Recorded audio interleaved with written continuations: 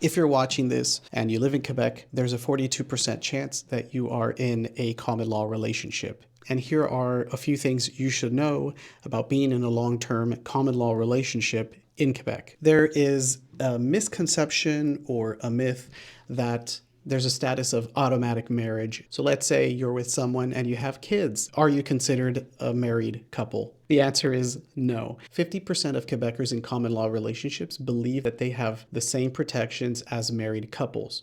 There is something called the family patrimony. It basically goes into a status of two types of assets.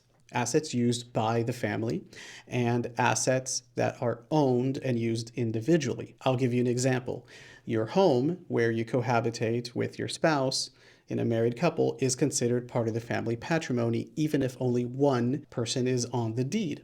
A form of individually held assets can be, for example, a rental property that you acquired before you got married. This isn't considered part of the family patrimony. The thing is, whether or not you divorce or you die, family patrimony is still very much the same. Now, let's say you're married without a will and your spouse passes away, you will get 1/3 of the spouse's inheritance and your children will receive the other 2/3. That could create a very awkward situation for the surviving spouse, who probably now has to co-own their home with their adult children. However, unmarried couples are not included in this framework. Let's say your partner passes away without a will. Now, that person's adult children become the heirs, and it's up to them to decide whether or not you can continue living in your home, should that home have been exclusively in the name of your partner.